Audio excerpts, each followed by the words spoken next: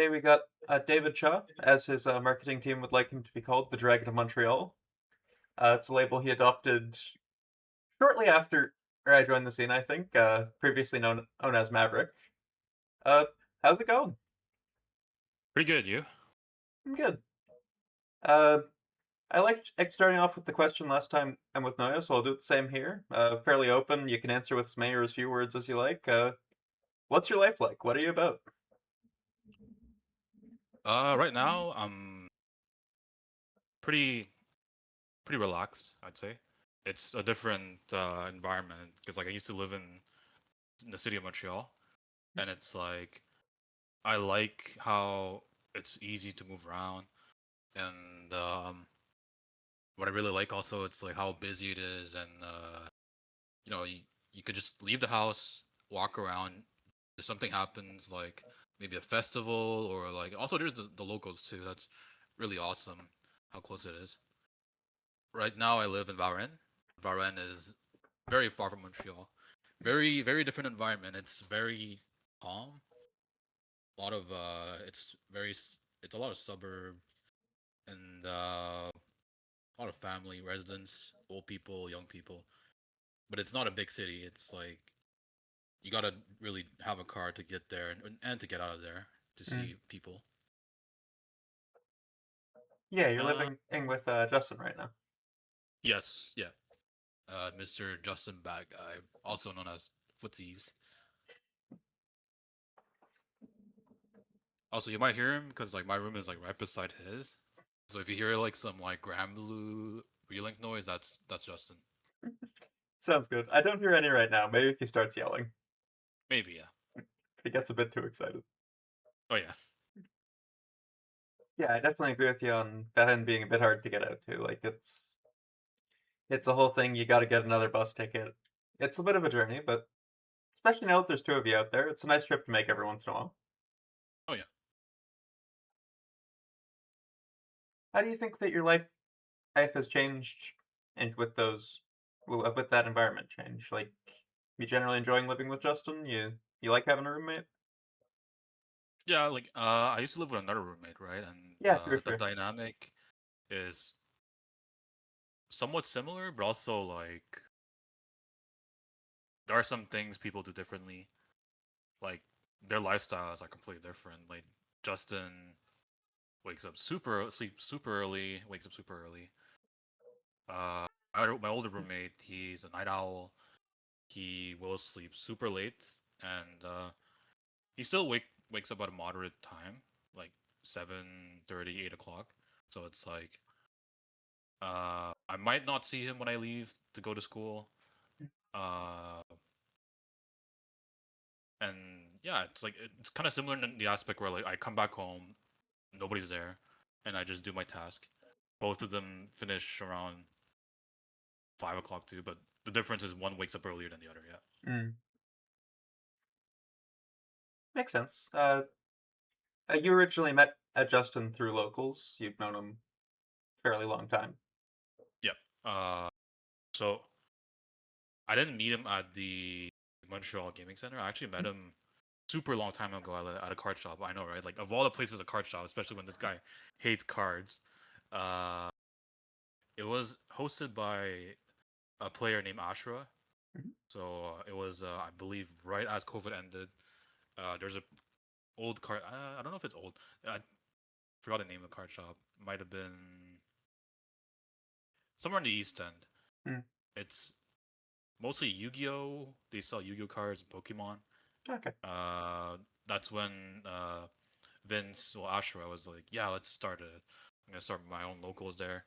And then that's when I didn't even know any of these guys. I saw like I went to start GG. I'm like, Guilty Gear Strive local near me, and then poop that popped up, and I just signed up and just showed up there with like another friend. Hmm. And that's when I met like Yair, Justin, even Test Your Luck. Yeah, I think Test Your Luck showed up at some point, and Ashra. Yeah, that was the guy who posted the whole thing. Just yep. Hmm. Technically, he's the one who got me into the local scene, and that's when I think at some point I showed up to another local, and then he's like, "Oh, there's a bigger local in Montreal called Montreal Air Dashers. You should show up." I'm like, "Oh yeah, I'll show up." And yeah, that's how it began. Yeah. Cool. Okay, yeah. So, oh, you actually started competing with Strive. Uh, so I used to play Smash a long time ago. Like that was Mm. before COVID, during Siege Up. But it wasn't Smash 4. It wasn't Melee. It wasn't obviously Smash Ultimate wasn't out yet. It was this mod called Project M, which is a mod for Brawl on the Nintendo Wii. Yeah. It's because the Brawl has a lot of problems where it's like top tiers are just banned. Like Meta Knight is banned. He's like top tier, top tier. He's just so good. Uh, and there's a lot of weird mechanics like tripping. It's like pretty RNG where if your character moves too fast, there's a chance this guy trips and then you just die. The game is super floaty. My camera just died. Yeah. Speaking of dying, yeah. So yeah, we had a bit of a technical difficulty coming back in. You were talking about you were playing Project M, talking about a lot of the problems with Brawl and what it was trying to fix. Yeah, pretty much. So, uh, Brawl isn't competitively. Uh, it's not a very balanced game. So Mm. that's why a lot of people were like, you know what? Let me just take Brawl, take its engine, and then try to make like a melee version of it. So you keep everything from Brawl, all the characters. They would also have like new mechanics too because they're using Brawl's engine. So that creates some sort of like a mix between melee. So there's this thing called glide tossing, where you don't really have that in melee. It's basically when a character has an item in their hand and they throw it. The throw basically makes their momentum go faster in the air. So they're like gliding in the air. That's why it's Oh, called glide toss. So you have characters that could spawn items like Peach, Snake, Rob, Diddy Kong, where like you press down B, they take out something, and then they drop it, they grab it. Because like when you take it, some characters when you press a button, it doesn't really have their like grab animation. They have like they're just holding already. So like they want to do like a different type of animation where they're actually holding the item, and then like they jump in the air and then they throw it, and then like it kind of moves their like, it changes their like direction momentum in the air, which is really cool. Uh, there's a thing also another mechanic like tech in Brawl called DACIS. So it's short for dash attack cancel up smash. mhm. What that does is you when you dash attack, there's a certain amount of frames where you could press down and then up and Z. Because when you press up and Z, it does like a or direction with Z, it does like a smash attack for some reason in Brawl, and you pretty much just like slide the whole stage and do an up smash, which is I very see. funny. Yeah. So yeah, Project M is it was really popular for like 5 years since like 2015, 2014, Yeah. up until 2019, 2018, where like Nintendo really officially stepped in and like, yeah, we can't have you do this Mm. because it was on like events and it was streamed, and Nintendo didn't like promoting like mods, Yeah.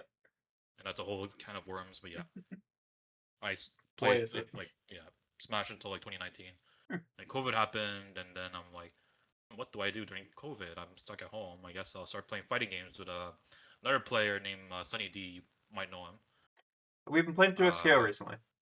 Yeah, he played 2XKO recently. Yeah, yeah, when he showed up to the party, and he was playing. We were playing. We started with Parsec Exerd, Hmm. and it was not fun because it's Parsec. Yeah. Then after we are like, oh, like Accent Core Plus R came out with rollback. Let's play that game, and we played for like a lot for a while, for like maybe 2 years. Mhm. Really fun game. And then after like, oh yeah, we did play Dragon Ball Fighters, so like right before COVID happened. So As I many didn't do. compete, but I did try. Like I Mm. think it was DreamHack Montreal, 2018. That's actually technically my first time ever like being in contact with the Air Dashers, Mm. because like they were running the event. I believe I like I look at the start GG and I could see like, oh my god, test your luck, like 13th place in like DreamHack 2018 and Dragon Ball Fighters. I never even met this guy until like years later. Yeah, one And of those funny things where like I hear that a lot from people as well of like looking at photos from old events and they're like, oh, all these people that after I played a bit more, or these are all just the homie. But yeah, I had no idea who this was. Like, yeah, I it's think it very was. funny to reminisce and like to look through like pictures and then you're like, oh my god, like Leonardo DiCaprio point, you know. Exactly. Like Yeah, I think it was Manil was saying like he was like really like shy getting to know people when he got into the scene, and then like a while later he was looking at old event photos and he goes, or he was looking at his old match footage and he goes, "Oh yeah, that's you in the crowd, and that's yeah, just in the crowd." exactly. Yeah, yeah, Even I kind of had a funny thing with that of like, since a lot of you had come by my work at the card store like before I was really showing up to locals. I remember watching in the Gommel year that like Kiri went fairly far and Justin played Ed Peppery Splash, and like I remember looking in the crowd and going, specifically there was you and Zion sitting there, and I was like, this is like the Street Fighter stage where like Blanca's just in the background, and you go, oh, Blanca's there. yeah, yeah. It's like a little like cameo in the background. Like, oh, it's Exactly. like Zion, the Hokage of Montreal, and there's Dragon of Montreal right beside. Not at the time. That was Maverick. True, true, true. That was an evil Potemkin player. Uh, it was a dark time where Yeah, you were saying you played a bit of Dragon Ball Z, Dragon Ball Fighters at DreamHack. yeah, because I was also playing it at the my CHF too. That's when like the whole like Smash Project Time got banned, and that's where we're like all went to fighting games. Most of us, and we're like, yeah, we used the budget of the school to buy us a PS4, and Hell yeah. we bought a few fight sticks, probably stolen by now. Probably.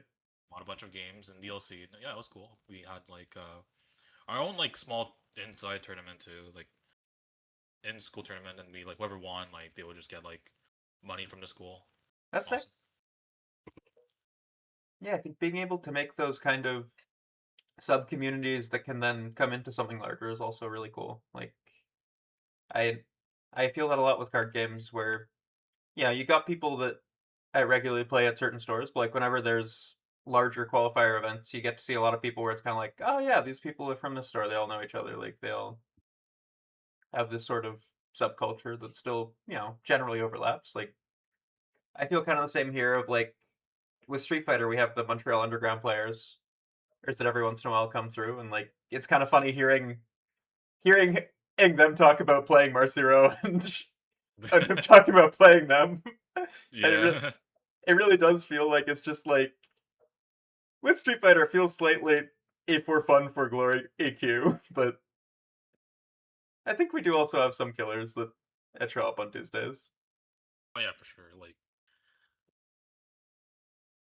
speaking of killers, yeah, there's like I believe what's his name, the Zato player. Like he plays Cammy now, but he showed up like a long time ago at the old venue. Ooh. Let me look him up. This. Like I don't think I don't think I played as auto player other than Run Original in Montreal. It might have been. It's definitely before you showed up because it I, was the very very old venue. But essentially, this guy was he was a killer that like nobody knew until he showed up, and probably look through in the friend list on Discord and like find his name. Jewel, yes. yeah, no, never heard of this guy. Okay, but this guy, he's a hidden killer. Where like back in the day when we were all playing Strive, he was playing Zato. Uh, at some point, Audio. I don't know if you know Audio, right? Audio. No of Yeah. him. Never met, but like, No, yeah, never met him. Audio was also another killer yeah. from Quebec who showed up and like just beat the shit out of everyone with Giovanna. Joel was also a killer that he lives in Montreal, but nobody knew him at the time. But he just showed up and just beat the shit out of everyone with Zato. And it's like, oh my god, this guy's crazy. And he went to like game 5 against Tester Luck, and like he almost beat Tester Luck. And it goes to show that like the fact that like the online is so accessible with like rollback and like you could just practice and just play against other people and just get better and then suddenly show up at local because you don't know up until a certain time where you're like there's an online local you should show up and it's like oh maybe I'll have a look and but you're like super strong already and you just beat the shit out of everyone. That's kind of scary, you know. It's like It's cool though. it is really cool, but it's also like you know how you like we've like we've only explored like maybe like 70% of the ocean, and there's that 30% in the abyss where they're like you might find some like terrifying creature. That's those like killers, man. Yeah, no, we. That's what kind of reminds me of. I think that's a really a good analogy. Like, I I don't know. It's tough because I think that it's really sick that people can practice that much. It's really sick that someone can just show up and like be that good. But I also notice that there's an element of pressure on a lot of people of like, yeah, but what if can I still show up if I'm not like at a quality where I can and win a bracket? It's like, yeah, totally. Like you, Yeah. I don't know, you pull up and you get better. Like there are definitely people who are naturally talented. Like especially yesterday for Strive, I was surprised by like there were a lot of new faces that were like very solid players. Yeah. Like Uh, there was an Eno player that like according to Start GG has just never entered a bracket before, or that 3-0 test your luck and winners. who is that guy? Let me see. Razor, Reyzor. Like he was, it was kind of funny. He was pacing around like after he qualified to play test, and he was like, "Oh fuck, I gotta play test your luck. I'm so stressed." And like, But he knows test your luck. Like yeah, I guess test your luck does have an online presence, so it makes sense. yeah, one of those things where like I think even if you're like if you're watching in TNS, like be occasionally top eights, like you, I think test your luck is a known cryptid. Like you, if you're especially if you're like engaged with the game online, I imagine you know him. Like when he was setting his buttons, he was like doing the thing where like you double press SX because you just don't. You're so used to playing on PC that you're like, oh, this doesn't have a confirmed prompt. So like, Yeah. I assume plays some amount of net play. Like, Oh yeah, I remember. Like when you map your buttons, it's kind of weird. I don't know why it's like not standardized for like both PC and like PS4. Like in Granblue, you just press a button, maps for you. But like on PC, you gotta double press everything just to make yeah, sure that things work. Yeah. who knows? PC players like confirmed prompts. Console players don't. That's somewhere in the market research. If you're playing on console, you don't want that extra half a second. Yeah. It's like Who we knows? got a bracket to run. Time to waste. Exactly. Exactly. Yeah, he got out 6 0 in Grands because, like, I think he made the mistake of showing Test that he was nervous, and then Nagoriyuki player sees that you're nervous and can really snowball Yeah. that. Yeah. Like, yeah, it was really sick to see, considering like most of my time in the scene was like people are kind of discouraged that they're gonna hit the tester lock wall and kind of just going, yeah, but if I can't win this, then and why play? But like, we had a bunch of new people yesterday that were really just like had started fairly recently as well. Like you're saying, just being that online killer that's like, yeah, you know what, I'll show up. And it's sick to see someone come to locals and go, yeah, I'm motivated to grind more versus like I don't blame them. Strive is a pretty volatile game, but like a lot of the time I see someone show up and kind of go like, yeah, I'm pretty nice. Play against a lot of people that have a foot out the door but are still like good enough at the game to beat them and then kind of go, I don't want to play this game. I'm actually. Uh, I've spoken to like a few people for Granblue, and I think I remember asking this question in like another Discord. I asked them, "Do you guys believe in like talent? You know, like you start the game, but you have talent, and you're like already super good, Hmm. right? Do you think that qualifies for that type of person that just like doesn't really play off like any bracket, but they mostly like I don't know how long this player has been playing online. If they just started playing, then they're like really fucking good already. To me, that looks like talent. I don't know if Yeah. you believe that.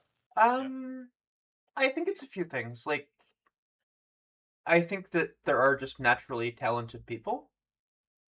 Yeah. I think that talent is something you can build. Like, it's a muscle you can build over.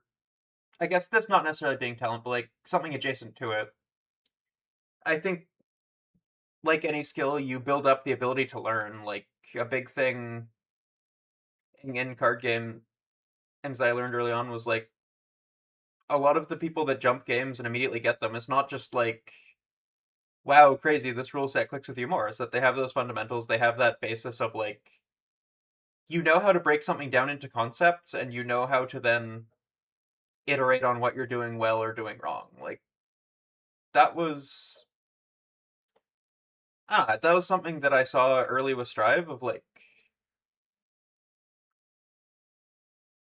I don't know, it's hard to define what is talent, but like, I'm not sure if by the time I was playing, our scene was either not at all talented, but like practiced, or the other. I think it is probably some amount of talent of like, if you can naturally just do it, but you don't really need to lab, you don't really need to like go deeper, and then when you do, you kind of just go, whatever. Like, I think that is someone being talented, but not necessarily motivated. Yeah.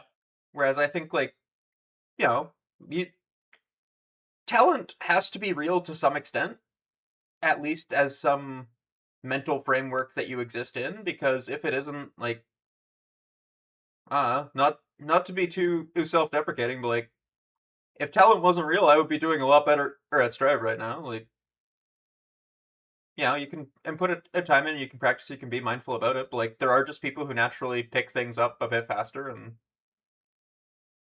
I don't know, Yeah. that's something I definitely, it's something that I really look up to. It's something that I think is very cool when someone like,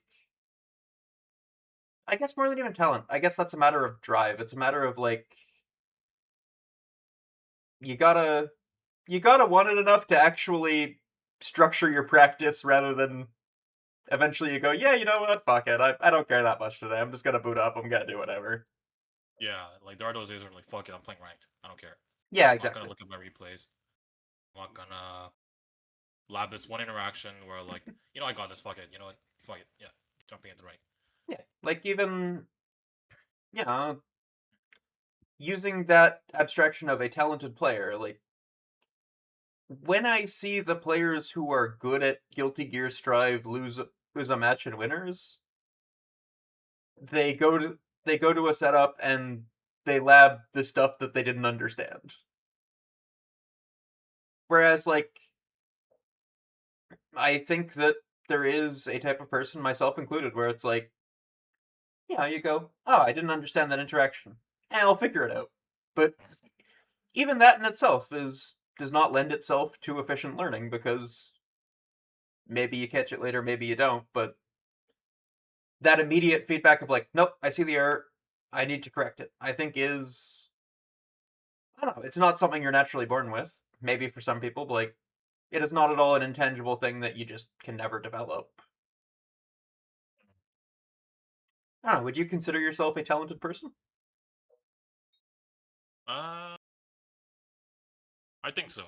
I Hmm. think my strength, and that's what really pushed me in like doing pretty decently in like Granblue, is because I think my talent is really absorbing information. Hmm. I'm I've been told by many people, especially when I ask for advice, especially when I ask for coaching, they're like, "Wow, this guy does not try to argue. This guy just takes everything in, and Hmm. then like literally the next second I see this guy play, everything he like he's been taught, just I see it like in the gameplay. Hmm. So like, oh, maybe I am actually like good at learning. Yeah. So maybe like that's why I'm like a lot of players actually do want to like give me advice, and I'm like, yeah. You're like, do you want advice? I'm like, yeah, sure. It's free, man. Like sometimes I pay people to give me advice, but Yeah. you're giving it for free. Thank you, I'll take it. Yeah. But I've seen also players that like that are very like uh, obstinate. Is that the right word? Yeah, that Very was that was the word in my head as well. yeah. It's like you give them advice and they're like, yeah, but what if I did this? I'm like, but if you did this, then it wouldn't work. And like, yeah, but like I play this character. It's like it's a matchup thing. I'm like, but maybe that thought process might work in this matchup. But like, if I give you an advice where it works in general, right? Why would you pick something niche over, a general advice that would work against like every character, Yeah, right? I think that's partly just efficient learning of like, you can build these like fucking Death Note scenarios of how you win every clash cancel and what you do here, but like that's gonna be way more mental stack and way more effort than just like this is your best move. If you use it, it's kind of hard to fuck with. Yeah. Like sometimes the advice is just that simple. Just do this. Yeah. That's it. Oh yeah, Like I you think. could What? um sorry. Yeah, like I think the other thing some people might not really do well is like literally explaining why. Like Hmm. you say, "Oh, Nago, what's Nago's best move? Like Uh, 5K?" honestly, hard to say. Like, It's hard to say now. Okay, maybe uh, it's not a good example. depends on the situation. In terms of like, Yeah, if you were in a vacuum going, I have a blindfold. The Earth is going to explode if I tell the Nago player the wrong move to mash in whatever situation they happen to be in. I would probably say 5K or 2S. yeah. Like those are very safe moves. That like I last time I remember when I played Strive, like I see a lot of like Nago players press 5K or 2S in neutral because yeah, I'm like, why would you press those buttons? Well, simply because 5K is it's it's high sometimes and it's fast as fuck and it's low commit. Mhm. 2S is good because if someone's running at you, well, is that a low 2S? Yeah, it is. It is. Okay, that's wow. Okay, that's Yeah. really good. Yeah. So that's why it's like yeah, you have people like running at you, and you want to stop them, you press 2S. So like sometimes like if you tell them the reason, it might be easier to digest for the person listening the advice, right? So there is some coaches are like are better at that. Some coaches are a little less better at that. So it's like it's really like how you process the information, Hmm. and I think that helps a lot.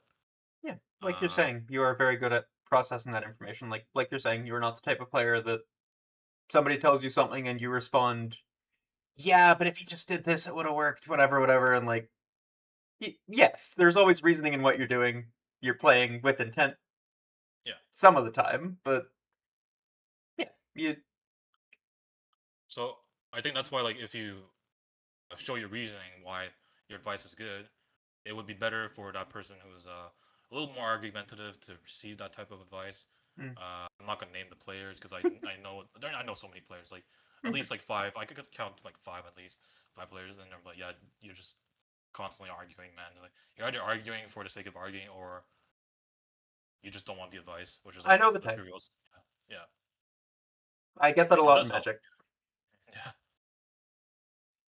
probably you might probably see that in card games too. You're like, oh, if I'm gonna play, why don't I play? Why do I play Counterspell instead of I wonder what's another really good Counterspell? Uh, Probably a bad example because counterspell is counterspell. Yeah, that's the thing. Like uh, in modern, it would be like you're playing counterspell or force of negation, but you're playing those cards for very different reasons. Like, right, yeah. Like Counterspell, yeah, it's like, oh, why would I play Counterspell? It's too blue. Like yeah, but like Pact of Negation is also zero cost, but you gotta pay like was it 5 the next turn? oh no, it's force of negation. Like, Force of Negation. Sorry, no, that's the completely the different. only decks that play Pact of Negation, I'm not even sure they do anymore. But when they were, it was like it was decks that were just going to kill you that turn, so they never care about paying the 5. Yeah, exactly. That's the thing, right? So Yeah, it's like there's also the mental stack where like, oh, if this guy has 2 blue mana open, he might counterspell, yeah. but he might just never have counterspell in his hand, right? So it's like obviously that kind of like mental play and all that. So Oh you yeah, could like an argument saying, oh well, like, why would you play counterspell over this card? yeah. Like, yeah. If I can make an example, I think the thing that would really catch a player in these situations is like you're playing blue black midrange, for example. You have a sorcery speed cantrip, if for 2, and you have counterspell, and just like jamming the sorcery speed counter in cantrip because you want to see more cards. Yeah. I think that is a scenario where it really depends on matchup. There's a lot of nuance to it, but Mhm. it is very easy to argue whether you spent the mana on your cantrip or you held up the counterspell. You always have reasoning for it. The Yeah. question is whether your reasoning is good, and I think it's very easy to get married to your reasoning because I think naturally people have an inclination to feel that their perspective, their idea is right because it's the one they formed. They understand the full logic behind it. And if somebody tries to tell you something succinctly, then that does not have their full reasoning behind it. And like you're saying, I think there's a type of person that, in order to learn, needs you to really go, this is what I would do, and this is why, and this is why, and this is why. Yeah. And there's a type of person that does not, and just you go, you should be doing this instead, and they go, gotcha, and can and break down that reasoning for themselves. Yeah. And like that's when like you sharpen this other skill called decision making. You know, you're like, is this the right decision? Is this the right tech to use? Is this the right card to play at this moment, right? Mhm. There's a lot of nuances for sure, but sometimes you see that and you're like, yeah, maybe I will hold on to 2 mana, or maybe I will use a counter and tap myself out. So yeah, there's like you said, nuances, and that helps with reasoning and decision making. Yeah, but as you're saying, there are people whose natural reasoning, I think, does just lead them to make those decisions on their own. Like, even going back to that concept of talent, I think there are different types of talent. Of like, you can be someone with very strong intuition, but that's fucking impossible to teach. Mhm. You can be someone who does not really form complex ideas on their own if left to just, hey, learn something, but with guidance will absorb the information well. Like, I think a lot of it is also about understanding your own learning style. Yeah, yep, like visual learner, or there's plenty of forgot which ones. Learned that a long time ago in school. But yeah, like visual learner, spatial learner. I think that's like something similar. Yeah, Or experiential as well. Like, you experiential. gotta Yep. you gotta do the thing. Yep. Yep. Some I people learn by getting hit because it hurts. They will not do that again. Some people learn because they're like, oh, that's cool. Let me do this. Yeah. Yep. Yeah, I think I am also someone that like I enjoy teaching and learning, so I receive that type of thing well. I think that I'm not very good at motivating myself to learn if I'm self-guided because I'm just like, what if I bash my head into the wall more? Yeah. Because especially like I'm not good at receiving information like while I'm playing. Are you? I am. Yeah. I think I'm pretty good at receiving info. Yeah. Like Okay. that's why I see like Smash players like they're getting coach mids, and I'm like, damn. I wish I had someone like that. I am kind of jealous, but at the same time, I kind of see why it might be illegal in some tournaments, Mm. where it's like, yeah, no, like you gotta make the players think for themselves. And this set, you can't have like someone like literally every time like round ends just run up to the stage. You're like, this guy likes to tech throws, do this, and you're like, that's something you gotta figure out. Yeah, it's a question in of what you want the competition to be at that point. Like they were, I think it was either start of this year or start of last year. In the Korean League for League of Legends, they introduced a thing where like your coach could join voice comms for like a minute of the game, and like that was really interesting because it does change how you play the game. Like it changes whether you have to wait until the end for your coach to go, "Hey, you shouldn't have fought a dragon there," or your coach sees your about to do something stupid and they're like, "Okay, you know what? We're spending the resource. Get me in there. Don't fucking go Yeah, dragon." yeah. Kind of reminds me of you know how like boxing, like every time a round ends, like you send both fighters in their corners, Hmm. and then coach like like either tends their wound or like gives them like give them water, and they're like, yeah, like this guy is an infighter, maybe back off, give him space and let him run to you, and you counter everything he throws. Hmm. While he's like, like, oh, this guy is trying to run away a lot, maybe try to force him into the corner and give him less space. Hmm. Gives me that type of image in my mind, yeah.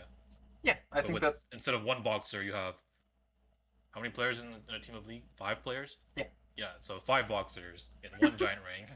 yeah. You got five boxers, and you got to convince all of them that they want to do the same thing in 10 seconds. Yeah. Hmm. Do you think that you're are good at reading what type of player someone else is? uh, I think so. Yeah.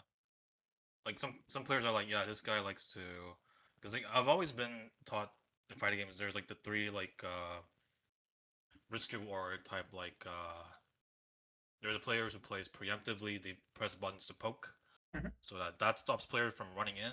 So there's like the aggro player who's like, yeah, I'm a rush down. I gotta run into your face. I'm a grappler, and I gotta be up your face so I could get the reward of like making you guess. Mm. And there's the zoner where it's like, I'm gonna press buttons so like you run into it.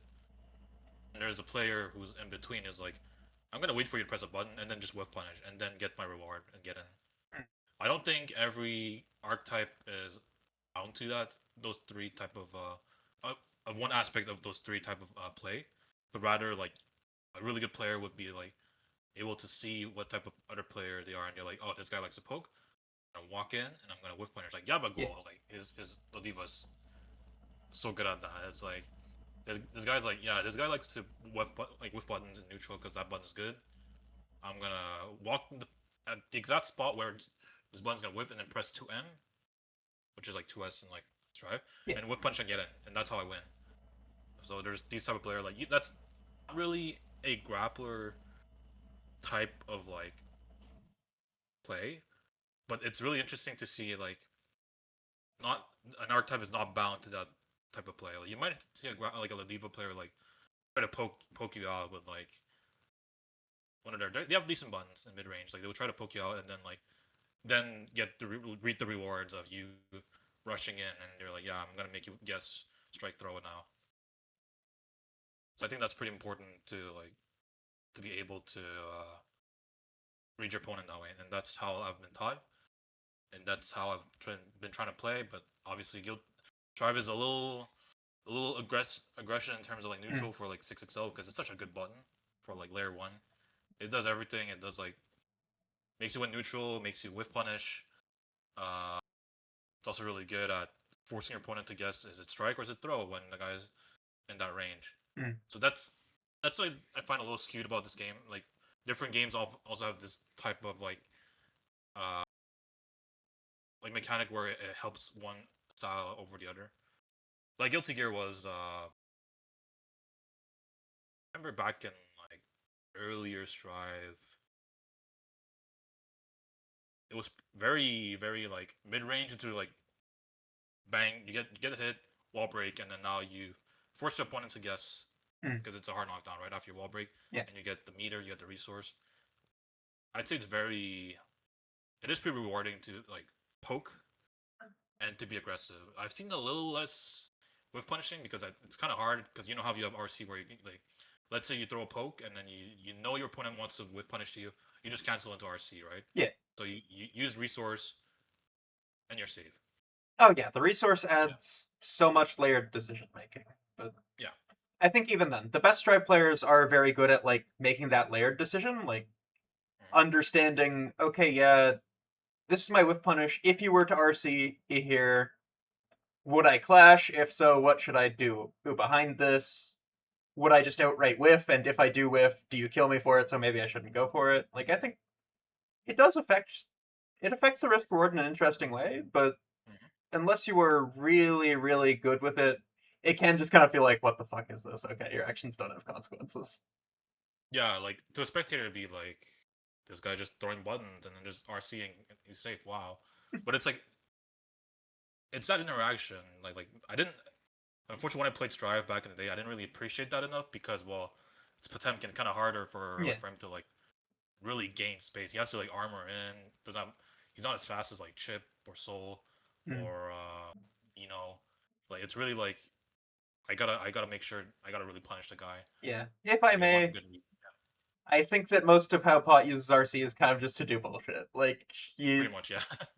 especially like in past patches, it's like, oh, I whiffed my Buster. Well, you have to respect that I might Buster you again because of RC.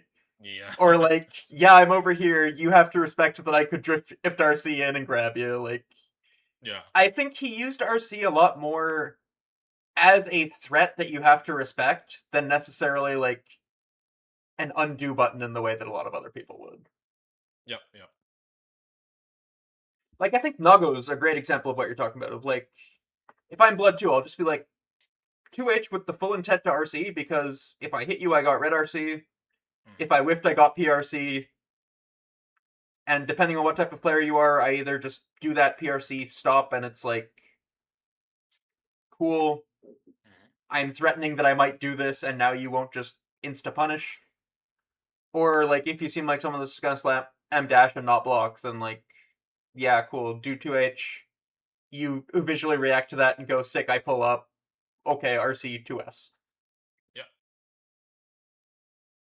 So it is, in hindsight, a layer of RPS.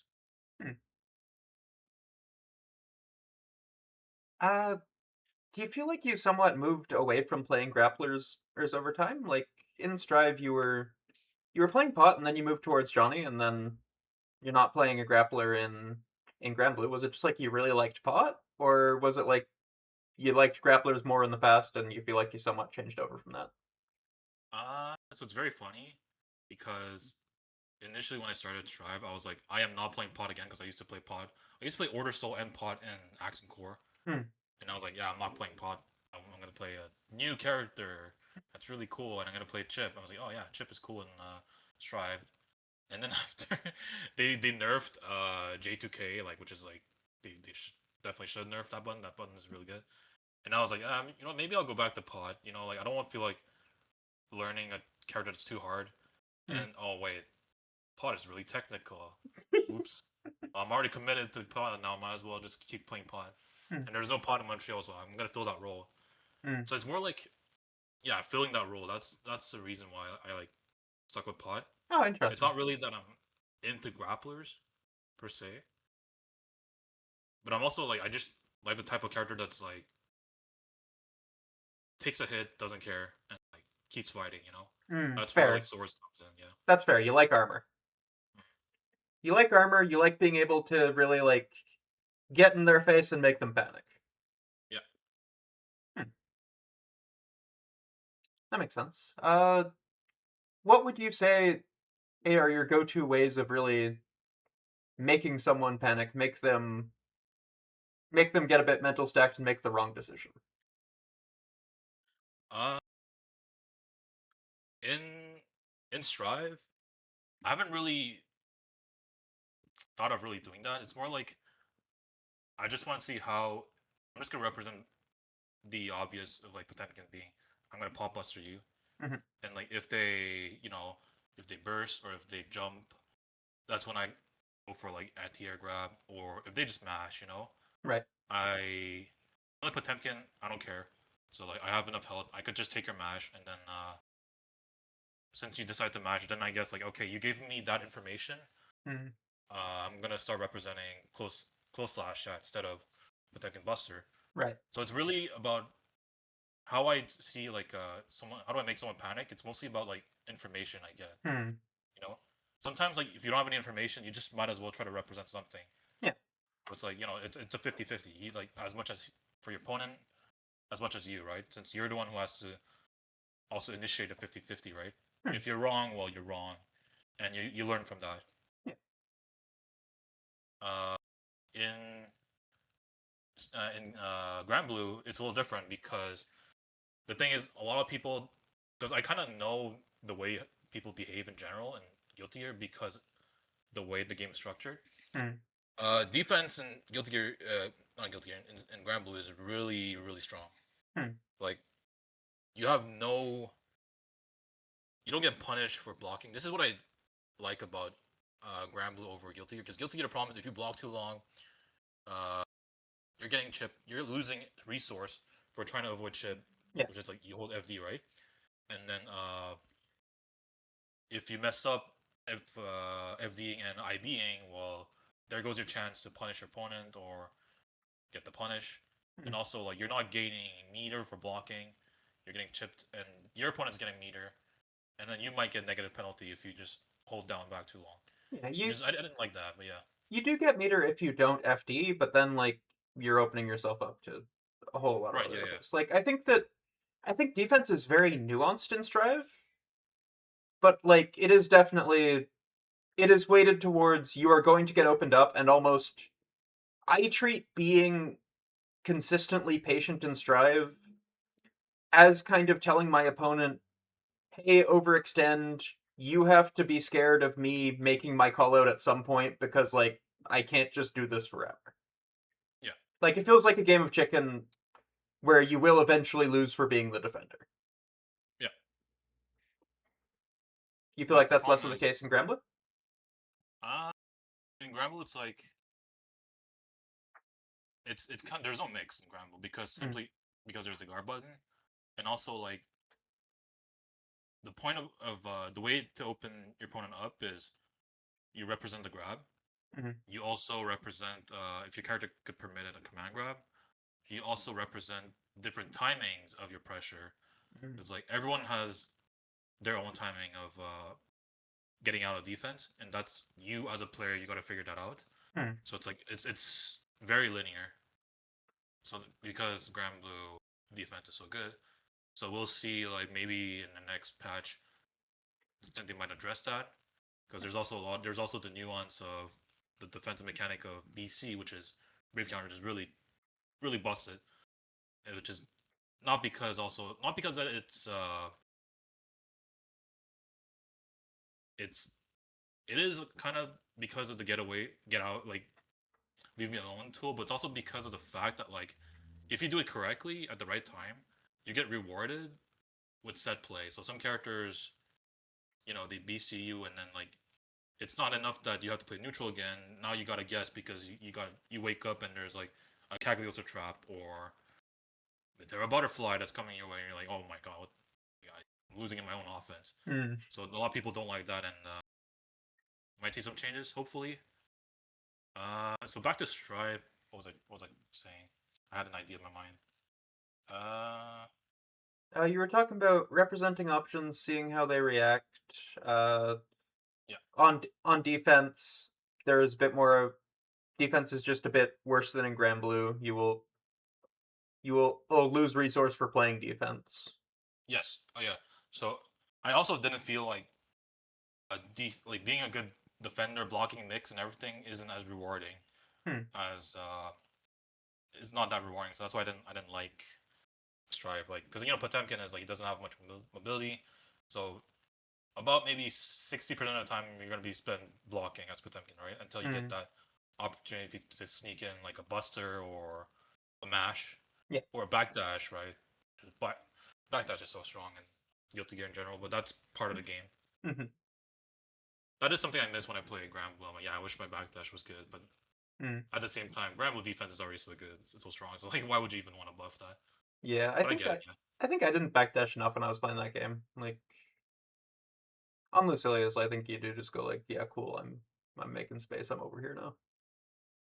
I think backdashing is good in Granblue to represent shimmies, Yeah, just because like you just run up and backdash. The guy who likes to like tech grab.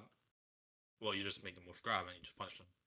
yeah. It It's seems like. better as an Go ahead. like sorry, yeah, it's No better as worries. an offensive tool rather than defensive. I find Mm. backdashing because also good at like forcing someone to whiff a button and then you just punish it, Yeah, yeah. Makes a lot of especially for sense. 6XL.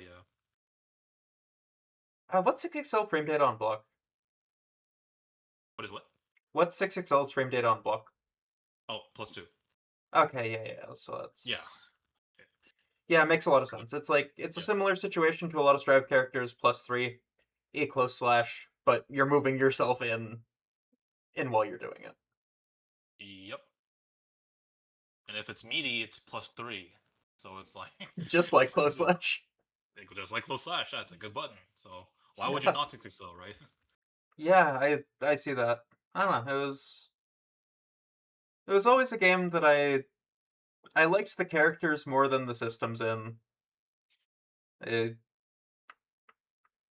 I always felt like I was close to getting it, but just never really clicked with me. Yeah, I could see that. It's like I'm also the type of player is like this character's so fucking cool. I'm gonna spend 50 hours in the lab trying to figure every nook and cranny of every like interaction, and I'm still finding things out. Like literally yesterday, I just discovered that like I could tech throws with sword stance, which is really good because I could completely ignore people doing throw baits that's plus on block by just holding 5U and just armor it, and if they grab me, well, I take the grab. Huh. So there goes the mental stack of getting throw baited. Yeah, no, that is a huge change. Mhm. And I literally did that against Nick VG yesterday, and it actually worked. And I think that's part of the reason why I like I beat him pretty well. Yeah, the first time I fought him in the tournament. There you go. How do you feel you've generally grown as a Granblue player? Like, do you think you've developed more of a competitive mindset, a bit more of a learning ability as you've played the game, or you kind of came in with it formed and you're just applying it? I feel like it's a lot more structured. Like Mm, the way I'm improving, the way I'm learning things. Uh, I've also like I think the community is smaller than Strive, so it's I feel more closer mm, and I could ask questions. And Guilty Gear was like I'm either talking to people in Strive QC or at the MGC or Potemkin Discord, which is like that sure is a character Discord. Not to say anything yeah, about the pot one in particular, but like, yeah, you sure are pulling up to a public character Discord. yeah, pretty much, yeah. And it's like you could get decent advice. You could get advice that's like a little situational, Mm. and it's a bit harder because like nobody else really plays Potemkin in Montreal, so like I didn't really have anyone to like back up to. You did that to yourself, though. As you Yeah, said, you wanted to fill I the just role of being the Potemkin player. exactly. It's a double-edged sword. Yeah. That's pretty much it. It does mean nobody goes, oh, I play this other Potemkin. I know how to deal with this, though. Yeah, like I think once season 2 ended, that's when like a lot more players were uh focused because I think I mostly use the Potemkin Discord or like just character Discords in general for combos rather Mm. than like interaction or matchups, right? Yeah. And like combos is like it's it's a very basic thing in fighting games. It's like you could just literally spend an hour or two doing drills and you'll get the combo. Mm. It doesn't, but the thing is, it doesn't teach you how to like use that combo or when to use it. Mm-hmm. You just know, and that's it. Like I think that's the trap of a lot of like new players like fall into. It's like I'm gonna pick I don't know Chip Zanaf. I'm gonna learn the wall run combo, which is super flashy, which is really good. But why are you doing this? Like in what like why like when would you use this like use this combo? Like oh I'm gonna wall break, but like yeah, but what if you are not close to the wall, right? Like you have to get your opponent to the wall, right? There's always that middle ground that you kind of have to like figure out like oh yeah you got a jab and you hit confirm like what is the combo you should do like some characters are easier you're like oh I'm just if I get a jab I just do Rekka super or but some characters are like I get a jab is it a counter hit is it not a counter hit it's a counter hit okay then I'm allowed to do this if not a counter hit that's all I could get you know and like Mm. that's something like new players don't see yet until later on and I feel like they should have learned that first before jumping into combos. Oh, yeah. I imagine that is also something of, like, those those naturally talented players that jump in and, like, feel like they get it very fast probably are going in and, like, learning the systems of the game before their combos, are learning, like, hey, you know what, this is something I can do that works, and then slowly building on it bit by bit. Like, that was something that kind of pushed me up to XKO, was like, I have functional combos that make the people I play against online pretty upset. Like, they don't like rematching me very much. Something about constant resets, Timo Yasuo playing for timer doesn't make people want to play more with you somehow. Yeah. But I don't know, my feeling always was like I would be having fun with the game until I would watch high level play, and I would go, oh, my Yasuo could be killing in like 2 less hits. Well, shit. I Yeah. don't know. I don't know how to do that. I know how to play neutral though. And then I would kind of go, do I want to lap this? No, not really. I want to play more Nago. Yeah. Like I think like that is the right idea where you're like I know how to play neutral. I think that's really important in fighting games. Like you could have the worst combos, but if you're constantly winning neutral and you're able to run your game plan, it's fantastic. Like Yep. you're already better than the majority of the players in fighting games. So like or people that's starting fighting games, Yep. right? Like I think that's like really important. And it's like it's hard because neutral is it's pretty big and it's also different per fighting game too, right? Yeah. So like sometimes you're like you've been told 6XL is good in Granblue, but like, oh yeah, that was my problem. That was my problem in Granblue when I first started. So when the beta came out, I was not playing Sorry. Seahawks and like in Oh, vanilla Soars and Seahawks. I was playing Seahawks in vanilla 6, yeah. and then I was like, oh, like I'm gonna play when I see Siegfried shown in Reeling, because Reeling came out first before Rising. Mhm. And I was like, oh, this character's so cool, I'm gonna play him. So then like Rising comes out and like, oh my god, Siegfried is out. I'm gonna play him. And I play him, and then like you might have seen him, maybe me like you might have seen me doom in like the Montreal Air Dashers chat. But like, I was like, I know 6XL is good in the game. But what the fuck do I do after 6XL? Like I'm Siegfried. Like I don't really have a way to like.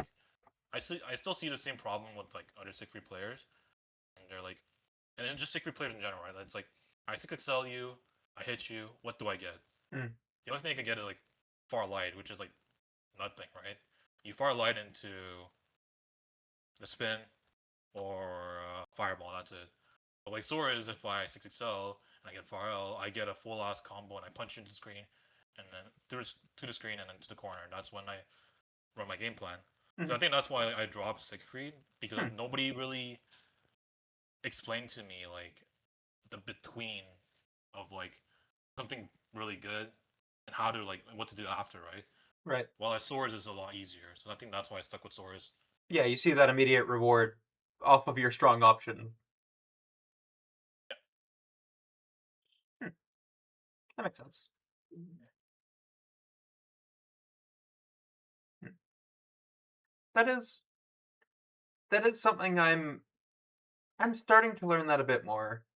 I think it makes my combos a bit worse because I'm looking at other stuff, but that's fine. That comes with time. Like realizing how much, especially in Strive, like playing so many different characters last patch, I found a kind of universal thing that I really liked doing was just like BRC in someone's face and just like the analogy I was using in my head is I'm knocking on the door. Just like you start like 2Ping them over and over again. Just like, Yeah, hey, what are you gonna do? Like even just it doesn't give you much of a like on-screen reward, but just kind of pissing someone off and going, I'm just gonna poke. I don't need my big reward. I'll just sit here and annoy you. Like yeah, there is a type of player that works better than landing your counter hit and then they get up and they go, okay, fuck this. I'm gonna kill you for it now. Versus like yeah, I don't like blocking. I'm getting frustrated blocking. I'm gonna make a bad decision because you made me block. yeah. It is like a building block. Like, I played with Gaba like 2 weeks ago against Gaba on in ranked 2 weeks ago, and like, it's ranked. Like you just play to like some people play seriously, some people don't play seriously. Like it's just a matchmaking like built into the game.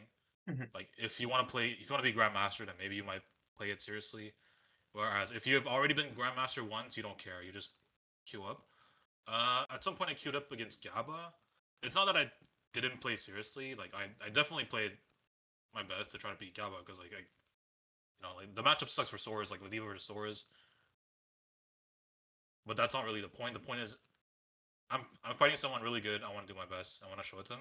And then after Mhm. I lost, like it was better. It was I didn't get completely washed. And then like I don't really say GGs or anything because I might run into them in the next match ranked again, right? Yeah. But then like I see a ping on Discord and it's like, hey Maverick, do you want some advice? I'm like, obviously I want advice. I'm like, yeah, sure, Yeah. like go for it, man. And then it's like he writes me this. Let me pull out this. So this whole text of advice, that's like around a 2-page essay. Mhm. All this boils down to just 6XL more. So you know how like at the beginning of the interview I said, oh, some players like they tell you just do this without really any reasoning, but this guy is like in short, I really want you to build a baseline offense around Excel Mm. and plus throw. So I was like, yeah, that makes sense. And then he's Mm. like, here's why. And then he writes like, this is the player that you look up to. He does exactly this, da, da, da, and here's why. No, no, no, no. Like, Mm. I read all through this. I'm like, that's you're so right. You're so right. I'm gonna start doing this more. And then it's like, I know this is a lot of text, but like I was, I've also like back in the day when I was like a little less better with Ladiva, or my advice was I've been told like just grab more, Mm. but I haven't really been explained why. So like that's why like I want to be very thorough with you and like you know it's obviously easier said than done being like 6XL more, but if you put more thoughts into it and like you 6XL and then you look at what happens after, right? Like if your opponent mashes after the first 6XL or the second 6XL, Mm. that's when you play around and I'm like, oh shit, that actually opened like a new view of this game. Yeah. It's a whole new world now, and this small explanation really changed. Like I started playing worse because like I started trying to implement like you know how you said do BRC into like poke poke poke. It's like it might not be the best thing, but like as long as you're like practicing it like a muscle. So like I started doing more success and like I've had more success. I've had moments where like I haven't really put much thought. I was just doing success for fun of it and I get punished for it. Mm. But the moments where like I actually apply myself and like see what my opponent does, that's when like Galba's advice like really like came into fruition. Mm. It was like sometimes it's like you get the advice, you just do it just for the fuck of it, and then you either get better. Like obviously you get worse at first, but then you get better because you learn how to use it properly, right? Oh yeah, like that actually applied for me off of something you told me like at some point. I was just like playing Noyata weekly, and you like passed by and you went, yeah, if you want some advice, stop doing such committal things in neutral. You're getting whiff punished because you're doing 5H to try to catch him instead of just something you can recover from and won't kill you if you're wrong. Yeah. And that was definitely something where like, yeah, in the moment I go, yeah, okay, noted. Mhm. It doesn't immediately change, but like over time, definitely in the next few months, like I was playing and I would constantly go like, yeah, you know what? I pressed 5K there and I got to recover. That's true. That is something less committal. Like I find it really is that thing of like you hear something that makes sense to you that you realize you should be implementing, and you go, yeah, you know what? Let me run this in the background, and I will actually correct instead of I don't know. I find having a proactive thing to work around and then catching it is so much more helpful to me than every time I make a mistake, noting what it was to myself. Yeah. It's yeah, like I said, everyone has a different like coaching style. Like some people are like focusing heavily on mistakes, which is like it's not a bad thing, but it feels like you're connecting the dots a little less faster than someone who's like, what if you did this and like look at this guy like and like this is what happens and like that gives you a better plan to like make like that gives you like a better like a path and that makes you like work through it so you'll be able to learn better than someone be like this is a mistake, don't do this, Yeah, you know. Yeah. that's it. Someone being able to tell you this is a mistake and why is Yeah. so much more helpful than, yeah, you did something stupid there. Why? Yeah. Couldn't tell you. Yep. Couldn't tell you. I just know I'm counter hitting you. Is like, okay, cool, I guess. But also, like, I think that was actually what really pushed me off of Granblue was like, when I would play net play, the thing I would feel like my opponent was communicating to me most of the time was either I don't know how your character works, or you don't know how this game works. But I would never really get any internal feedback of like, oh, this is what I fucked up here. Of like, the thing that would always happen to me would be someone would like knock me down in the corner, and then they would safe jump me. And I would kind of just go like, oh, can I like 2H them out of this? No, not really. Like, I couldn't really find a solution to it that didn't just kind of feel like doing something random. But, like, my solution kind of just became, either catch them being lazy and back throw them, or just BC them. But like, if somebody understands what you're doing, and they're just like, oh, you don't know how to deal with me safe jumping, you're just gonna BC me every time. Like, yeah, cool. Let me do 3 safe jumps and get rid of all your crystals. Yep. Or even just I'm gonna safe jump you, I'm just gonna hold down back, Yeah, you're gonna BC, I'm gonna block it. yeah, true. Yep. I don't know.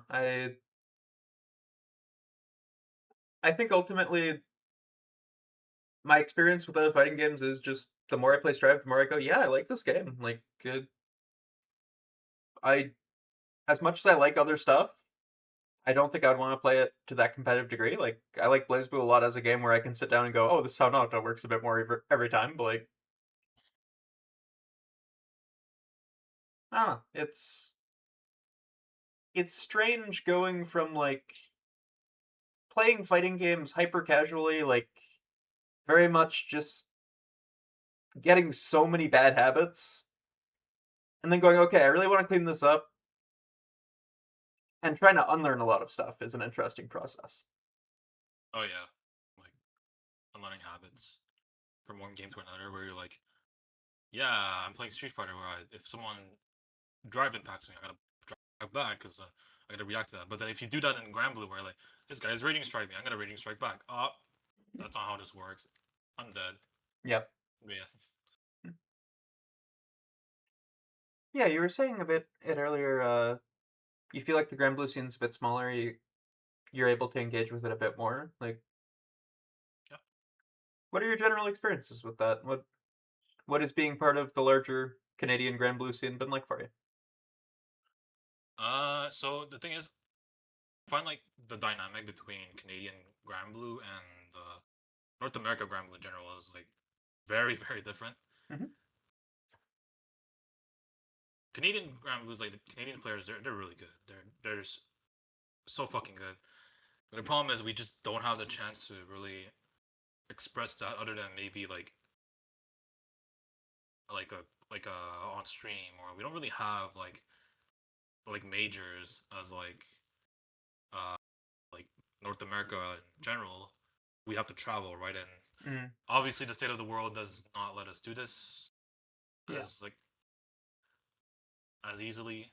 Yeah, uh there's a lot more trepidation in the decision and to cross the border either direction right now, I think. yeah, so like it kind of builds this like ecosystem where like we feel it kind of feels more grassroots being in Canada Grand Blue.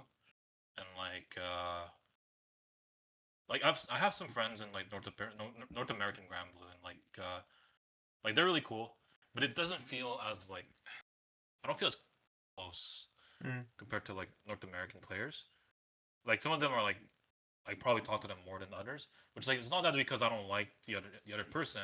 They're probably really awesome if I knew them better, but that's also because like I just never had the chance to like either speak to them privately or like face to face. Like I was lucky I went to like Combo Break and Frosty's. That's when I met all the North American friends Mm.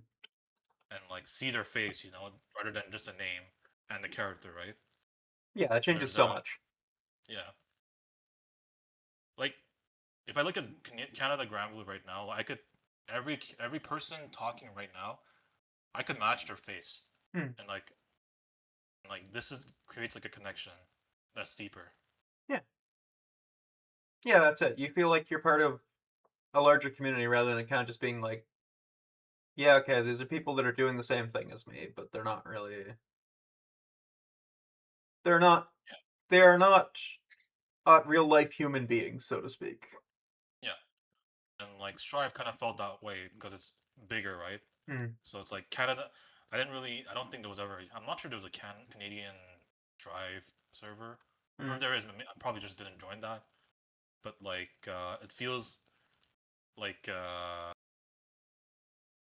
because the community is bigger, I feel a little less. I just know less people in Strive. Back when I used to play Strive, so I was mostly like like I said, mostly with Strive, QC, and Ontario scene, and the MGC, right? Mm. So yeah, I think that's why I feel like I'm more closer to the community in Granville than in Strive. Okay, like, do you feel that at the that the general Grand Blue scene you're in extends a bit past that Quebec, Ontario kind of bubble then, and you're talking about? Oh yeah, like I think it's like the whole Canadian, like whole Canada's like from east to west. I feel closer, Hmm. and like even down, I'd say even down south, like in the U.S., like closer to like New York. I know these people because I've seen them in real life, and one of them coached me. And there's New York, there's Chicago. That's when I went to Frosties and Combo Breaker. Like that's when I Mm. met them, since that's their local, their big MGC, quote unquote. Mm-hmm. Uh, a little a little more down south. That's a little harder because the connection's not that great whenever I play them. So like sometimes, unfortunately, I block them because not because they're a bad person, but because I I favor having good matches with good connections over like like it's kind of hard to know them via match Yeah. when you've never really met them in like person too, right? No, exactly. It's like Yeah, you blocking someone on a fighting game net play is not at all blocking them on social media. It's just like yeah, exactly. it is literally just I'm trying to play a good game and I'm not gonna get at a good game if we're matched together. Yeah, and like oh yeah, speaking of character Discord, like I'm in the Swords Discord and like I've met most of them so far. Hmm. The only ones I haven't met is uh the ones down south because I haven't went that far. So like there's a really strong Brazilian Swords player named Sorix, which I'd love to meet one day, but yeah, he's really cool. I talked to him a lot, and there's another Swords player named Starlix who unfortunately doesn't compete as much, but he's the one who owns the server, so like he does show up from time to time and talk. Hmm. But most of the Swords player I talk to is like Canadian ones. Uh, there is one European who lives in Japan now. Uh, there is yeah, like I think we're like yeah, we're four Swords player in like in Canada, so like that's Hmm. also like why I'm closer. And there's a few like Swords players that's like in the north side of the US that I talk to. So yeah, it creates like a deeper bond. Yeah. Did you ever travel to larger or like outside of Canada events and before Granblue, or was this the first time you really started doing that? It was really in Granblue, like in Okay. Strive. No, Strive. I don't like.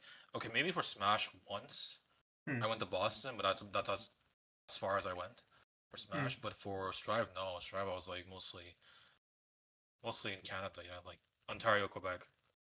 Okay, yeah. So generally, just like your time with Granblue, you've had a lot more opportunities to see a bit at more scenes, broaden your horizons a bit, so to speak.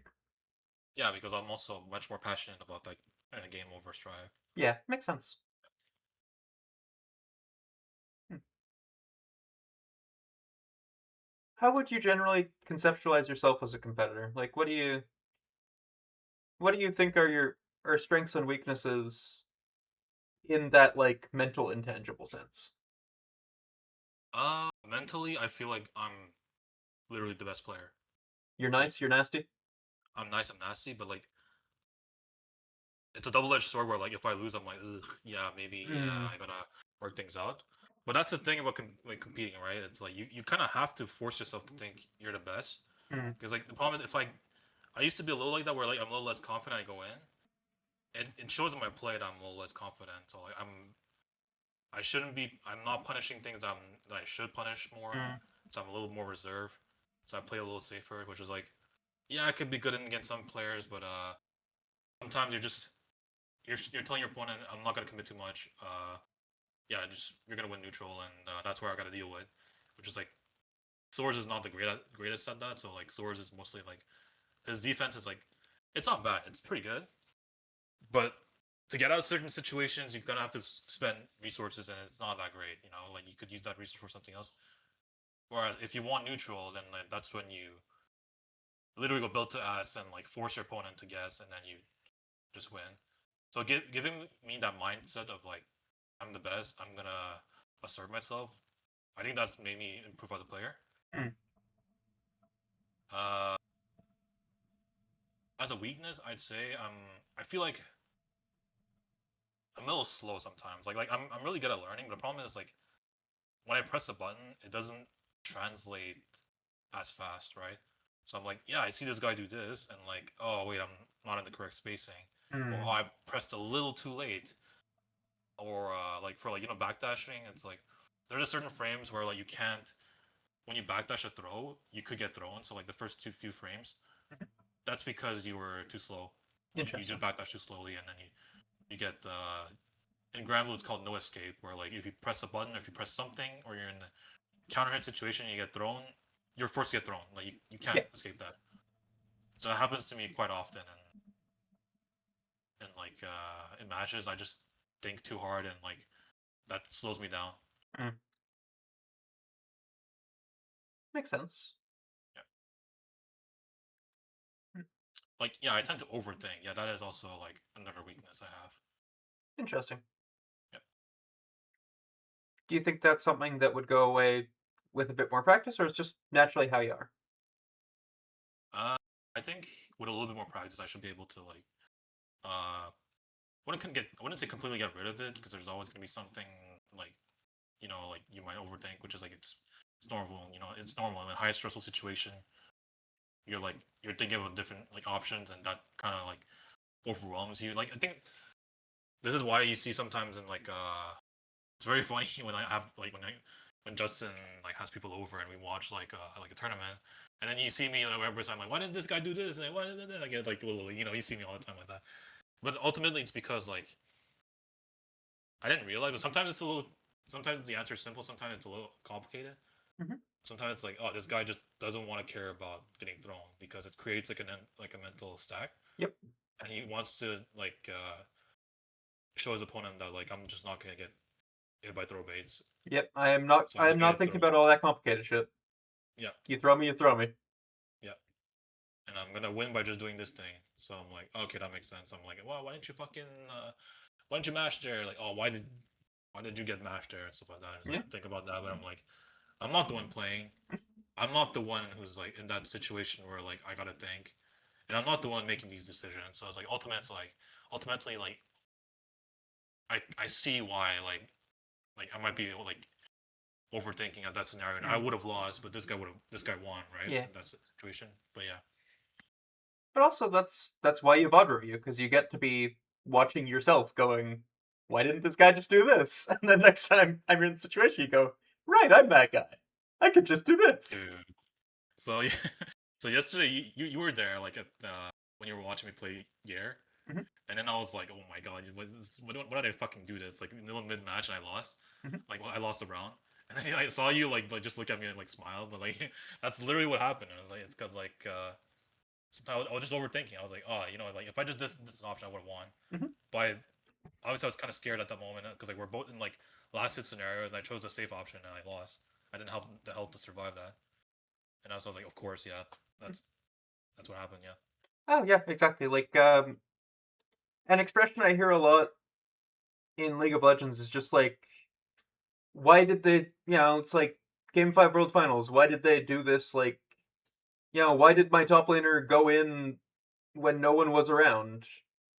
And it's like the expression I hear is just lights were too bright. Like, you, sometimes it really is just the pressure's on and you make a stupid decision. Like, even outside of games, it's that thing of like everybody loves to think of themselves as this rational person that, of course, like if I were in a situation that would upset me, I would simply respond rationally. But Yep. then like emotions are high and you're overwhelmed, and suddenly that's not what the human brain does. And No. I think that there is a real skill to develop of like not not letting yourself panic at the smallest thing. Like, even that is something I find so much in Strive of like you can tell how much someone has played the game from like its last hit scenario, somebody just like 5Ps you. The person that is going to immediately burst is like you get back to the layer of like, yeah, you know what? We've played enough that I think you're going to play on a layer where my burst will work. But like whenever I'm playing like whenever I'm playing some random secondary and ranked and I'm like low plat, like every time I just go, cool, you're low health. I don't have a combo that'll kill. You have burst. I'm going to 5P you. You are going to burst, and I'm going to get my close slash starter and kill you. Yeah. Yeah. Like it's just a matter of like lights are too bright. You get overwhelmed. Like I remember when I was first playing a lot with you and a lot with Zion, like that would constantly happen to me where I would just be like, I would hold my burst until I was like kind of in a checkmate situation. I would burst and it would get baited, and I would kind of just be like, yeah, you know what? This is a sign that this person has played this game a lot more than me.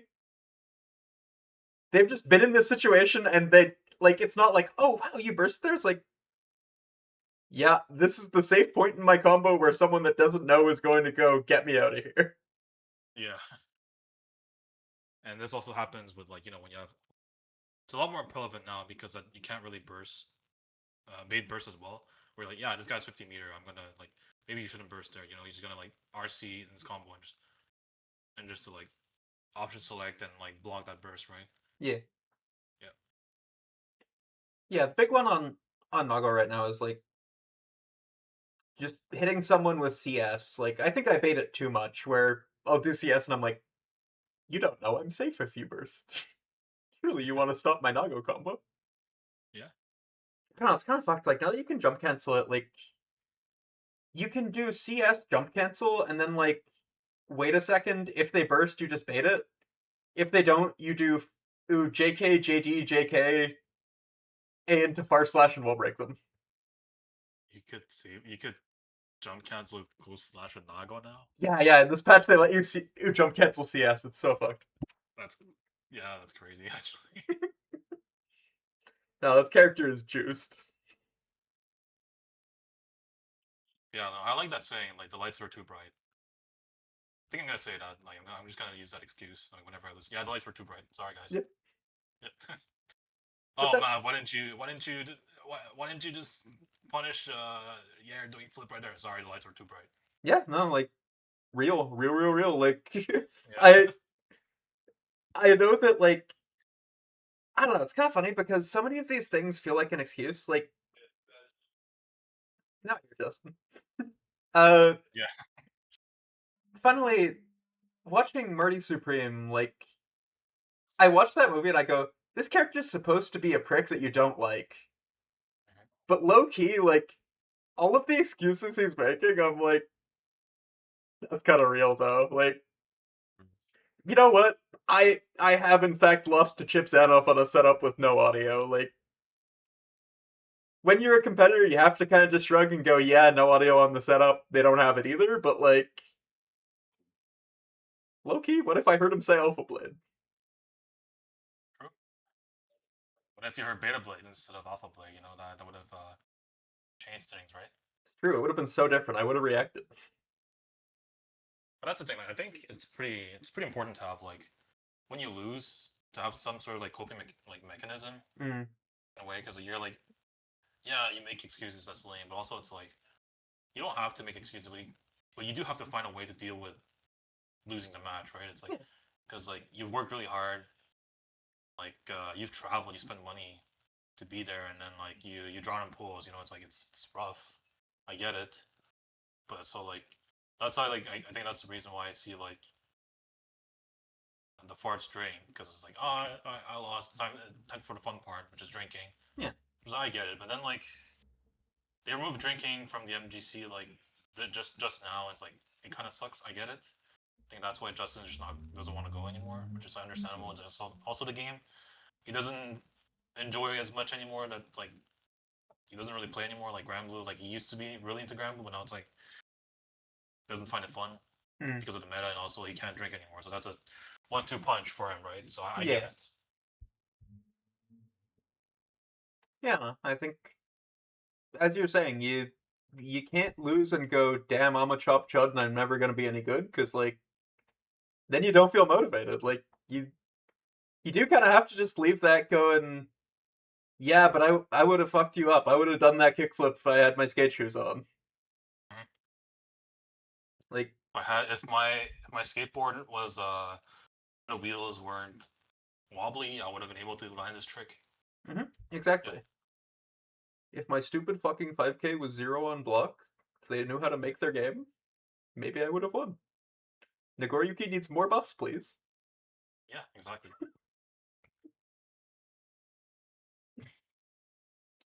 No, that is something kind of funny about. Part of why I didn't like playing Granblue was like when Lucilius was kind of just like, yeah, whatever, he's a mid tier, like you're doing your bullshit. I would lose and I would be like, yeah, whatever, okay. I would win and I go, oh, cool. And then when he was broken, I would lose and I'd be like, how the fuck am I losing on this character? Yeah, it is. It is. It does hit a lot worse when you're like the character you play is stupid broken. You should be winning. Why did I lose? Yeah. Yeah. Like, over time, I have just kind of. I've played enough Nagoriyuki to go, yeah, you know what? You can always be better at this character. Part of why he's so fucked up is just, like, near infinite skill ceiling. And, like, the people that really have put that time in just do some insane shit with it. But, I don't know. I when I first started playing Strive, definitely I got kind of discouraged off of like a lot of people being not as invested in the game as I think people were before I started showing up, and combined with a very common sentiment that I would hear around me of just like, how the fuck do you lose with Nago? This character's brain dead, and like it was something to learn past a bit of like, yeah, I would be sitting there after and going, how the fuck did I lose? I'm like, I don't know, You just lose. That's lights were too happens. bright. Yeah, lights were too bright. So like, I remember having this argument. Well, not me. Like watching this argument unfold, where it's like this guy plays Metera. Like she's the most broken character in the game. How is she losing? How is there no? How is there not many Meteras in top 8? Yada yada. Well, here's the thing. It's like, yeah, Metera is broken, but highlighting her is so fucking hard at a high level, right? Like, look at BSG with Vasaraga. Vasaraga, like, I played Vasaraga in ranked and all that, and like try to like learn him. This character's fucking hard. Like they they made the character broken. It's like there's work behind it. It's not as easy as pull down a lever, a window falls out. There you go. I'm a window maker. My name is Justin. No, it's like you gotta put hours on like figuring out like should I like do I want to press a button there or do I want to hold back? Does this guy button reach my button? Is it oh this guy is like in this scenario? Should I do my busted thing or should I wait Hmm. or should I half commit? There's a lot of stuff like that when you play a character. Even if the character's busted, like yeah sure the character's brain dead. You just press one like you build a meter, press the button, you win. But it's like there's a lot more thought to that, right? And Oh like yeah, your opponent knows that too. You know that too. So there's that whole like mental aspect. And like if you're a spectator, you don't see that. hmm. That's what it is often, you know. You Yeah. like some people they just look at a tier list. They don't even play the game. They never fought that character. You're like, this guy plays this character that's like top tier. Why is this guy not winning? Hmm. It's not like it's like like you might buy the best deck in the market in the meta. But if you don't know how to fucking play the deck, like what's even the point? You're not gonna win, right? Oh yeah, I have a I think I'm a bit too much of a hater here. Like I don't think I show it as much with fighting games. I think it's generally something I try to steer away from, but like in my heart, I am an absolute hater. And like the one place that really comes across still is I think that paying $2,000 to play a high agency deck in a card game is such an ego decision. Like Yeah.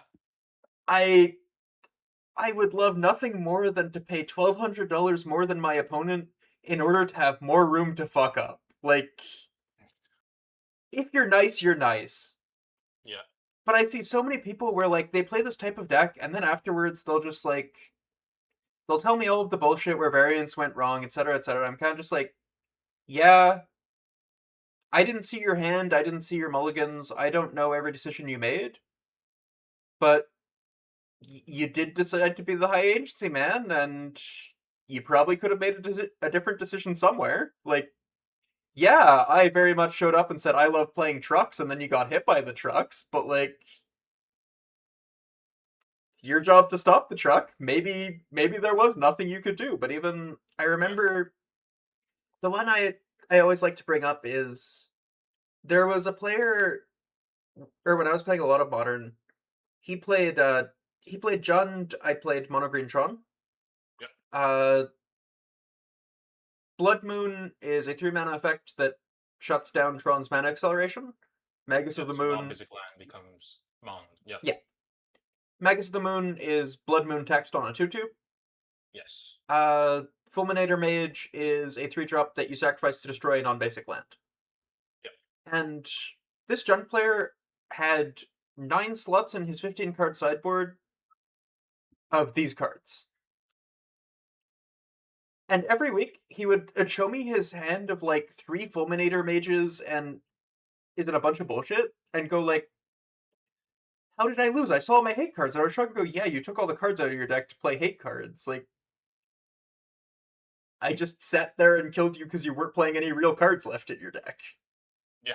And like we would have this discussion every week, and every week he would do the thing of just going, no, but I lost to variance, whatever. Like you're saying before, just you rationalize your excuse, and like that just went on until he stopped showing up. But, like, even then, that's your decision on sideboarding. Like, yeah, you got weird variants, but also you made the sandwich. Yeah. It's like the subway, like, oh my, I hate Subway, and Subway center sucks. Like my brother in Christ, you made the sandwich. You picked the Exactly, ingredients. exactly. Yeah. Like even that's a discussion I have a lot with a lot of like the generation like slightly after me of Stripe players in Montreal. Like I'll go they'll go, how do I deal with the scenario? I give them a kind of annoying way of dealing with it, but like genuinely I'm just like, I don't know, it's kind of fucked for your character. Like maybe try this. And they go, well, that sucks, I have to do that. And then I go, okay, make another decision, change your character. Like Yeah. if it's genuinely that bad, play a character you're worse at, but actually has good interactions. Like you got the character select, you can change it. If you boot up Yeah. League of Legends and tell your teammates you only play Nunu, they're gonna hate you.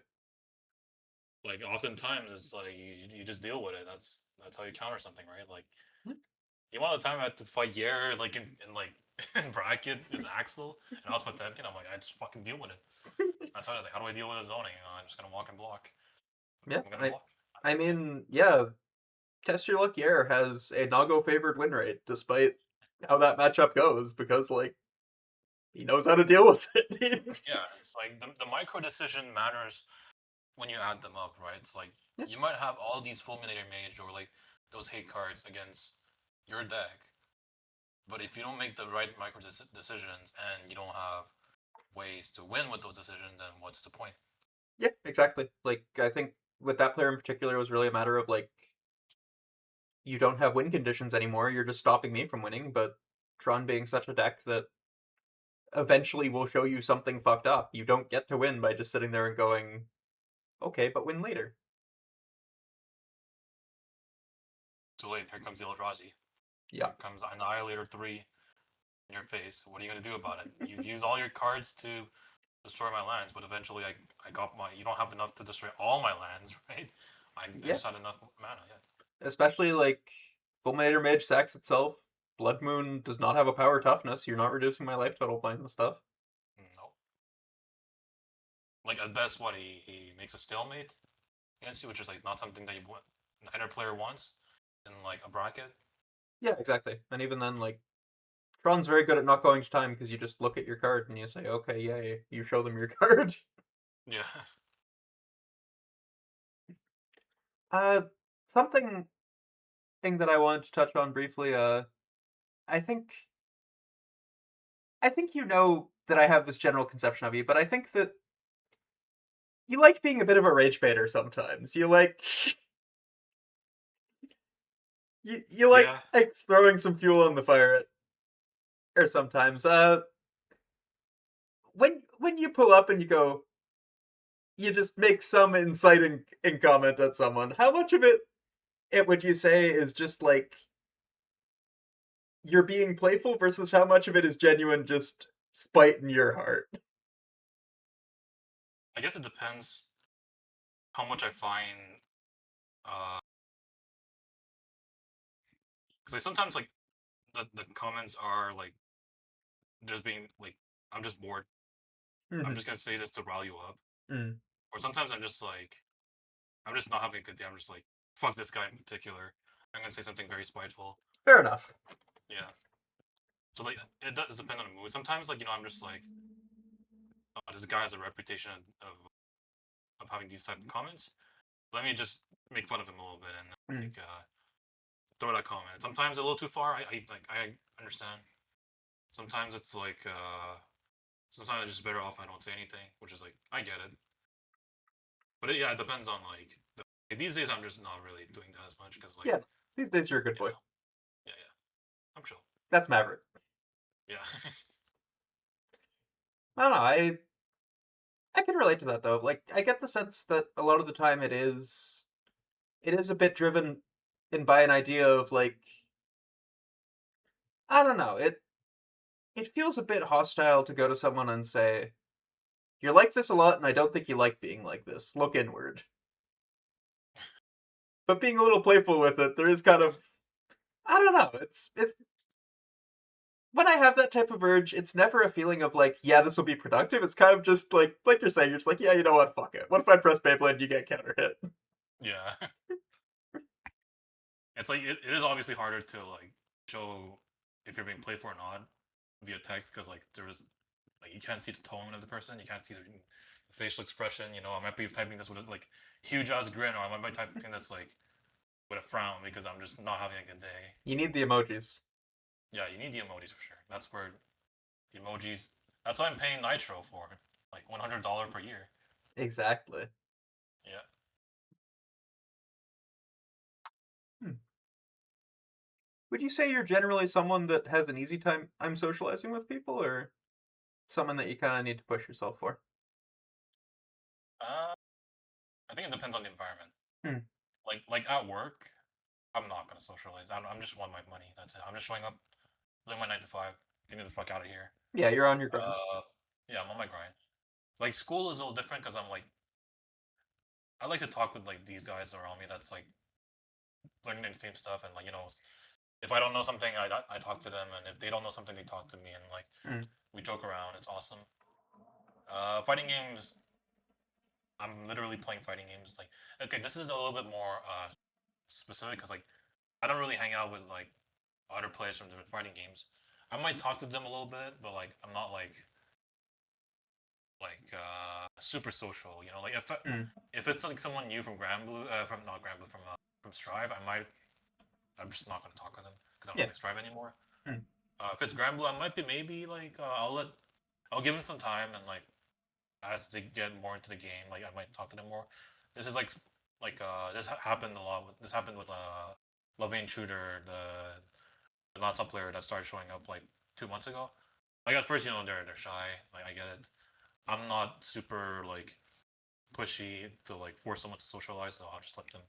I'll say hi, just to be polite, and let them warm up to us.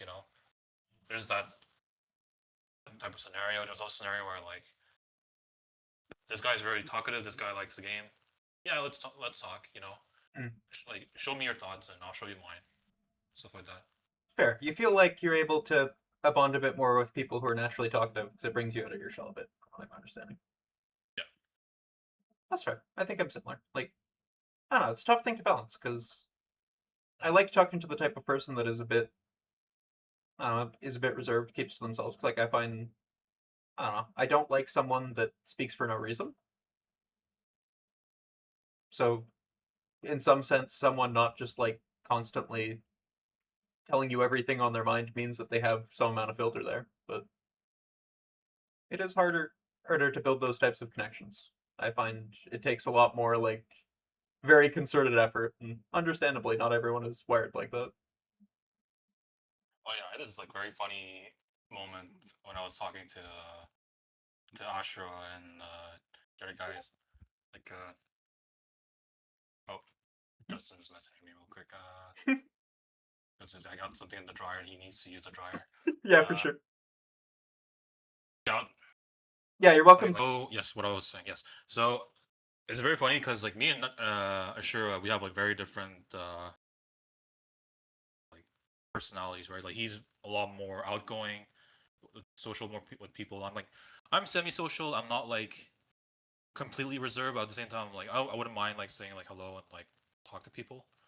And like I remember like I went. He went to Frosty a year before with the other guys, and I went this year. And like I had a completely different experience with the same player that we spoke about. And he's like, "Oh, this player, man, like fuck this guy." I said hi to him, and he was super awkward. Didn't want to talk to me. It looked like he looked a little standoffish. And I was like, "What do you mean?" I said hi to this guy, and I'm like, "Oh, I just introduced myself." And he's like, "We're just like it was pretty cool." And, like we exchanged some comments, and then we went our separate ways to do stuff. And like it was very interesting, like dynamic. And then like I remember Asher was like, "Oh, this guy is super funny," and he, like, and I'm like, "What do you mean? This guy's really like this guy's just quiet. He's a quiet guy." Might be because like might have like maybe spoken to him like a time where he's like maybe stressed out, maybe it's like a different state of mind. That's probably what happened. So yeah, like it's very interesting to like see different opinions about a person depending on the time and the type of person you are, right? Oh yeah, so many little factors affect it. Like one of those things where even like you can be friends with someone because the first time you met them, you caught them on a good day, and then you leave that going, "Oh, this person's got a good energy." And then the next time you see them, they're a little off, but you're like, "Yeah, you know what? You're having a bad day." Versus like you meet someone having a bad day, and you just don't interact with them the second time. Yeah, that's how it is. Yeah, yeah. I don't think there's a right or wrong way to be there. Like I think it's good to be open with people. It's good to generally like have some sense of curiosity about other people, but even then, like that is how I am, not necessarily how the world needs to be. Yep. Yeah, I think you are still a little more on that outgoing going end of that social spectrum than me. 'Cause, like I think we originally met and started interacting a bit because like I think you were more outgoing. I was just like playing Angst Drive with a friend, and I'm not sure if you were just like, yeah, you know what, I can flex here. I can I can But pull in yeah, I some think I people with remember fun. like I forgot who you were. I think you were playing against might have been Adam at the. No, no, it was my friend Anthony from Magic. Like he was playing Zotto. Oh, okay, yeah, yeah. And then I was like, I see you guys playing. I'm like, oh, can I play? And I took out my controller, and then you're like, oh shit, okay. And then you play my Potemkin, and then I think that's when you like started hearing about the whole MGC rabbit hole and all that. A little bit, a little bit. Like Yeah, a little bit. a mix of that and like I had met Gabagool once just off of like he'd gone to school with Adam, and like Oh yeah, I remember. Yeah, he just like came by my place as we played like some random fighting games. So yeah, like I think I also one of those things where like I knew that locals existed. I was kind of just like I guess they didn't really at that time, but I knew that there was a vague like local scene. Air Dash was all that. yep. I think the like very tangible thing was like you and you and Zion were talking about how you didn't have a local to go to for a bit, so you wanted to like play on the PS5. Like I remember SF6 came out and you guys were excited about that. Oh yeah, yeah, yeah. Yep, And when they started coming back again, like yeah, I just knew about them because you guys went, oh yeah, these are back. yeah. It was a weird time where like we lost the old place because the old man didn't want to renew the lease, and then like Z was trying to find a suitable place, and then he tried like literally three spots, and like one of them was okay, but then it was too much money, and then also it was such a weird spot like location, Mm. and then we finally went to the Chinatown one, and I think that's when you started showing up. I showed up. Maybe before that, yeah, I showed up to one at like the place before the Chinatown one yeah, yeah. because Place that looks like a club, yeah. yeah, yeah, exactly, exactly. Like because I specifically remember I had I had a friend that was gonna show up every week, and then like I think she got kind of discouraged because she realized that like general level of play was higher than she was expecting. Happens, yeah. Yeah, but yeah, that gave me the a momentum of like that combined with every week Seb in my DMs going like, "Are you going to the local? You have to go to the local," and I'll go, "Yeah, okay." That's so funny. Seven's like, you have to show up to the locals, but he's like, sorry, I gotta go to this other wedding with Look at him my one of now. my one of my billion cousins, and oh, sorry, Brianna is doing something. I gotta chaperone her. Ninja Yeah, React. yeah, Ninja React. He used to have pretty good attendance. Yeah, yeah.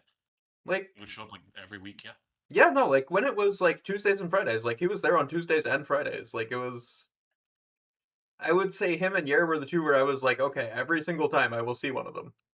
yeah.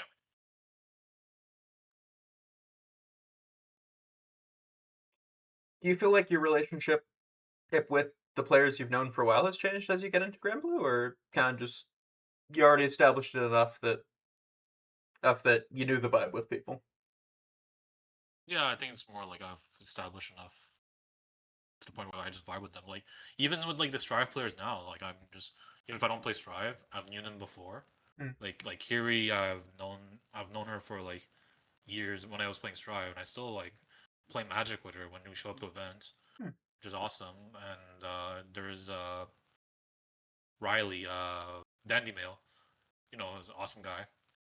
Like obviously there's some days where I show up when like feel like talking, which is like I get it. It's like there are some days where you might be more talkative than most. You might be like stressed out, which is like completely understandable. Uh, so there's some players where I'm like a little less talkative, talkative to them. Well, it's not because like in the first place I wasn't that close to them to begin Yeah. with. Test your luck is like it's kind of a weird interaction, like not interaction, weird dynamic because like when I was playing Strive, I was like, oh, he's like the best player. He's like the best player, and like I respect that, but like I'm not as close to him as like Vince and Justin and Yair to Test Your Luck, because Hmm. they've known each other for longer than me, and I'm just a guy playing Potemkin who's like in Test Your Luck's local. That's it. Hmm. And now that I don't play Strive, and he still plays Strive, I'm like I don't really have much of a reason to like talk to him other than say hi.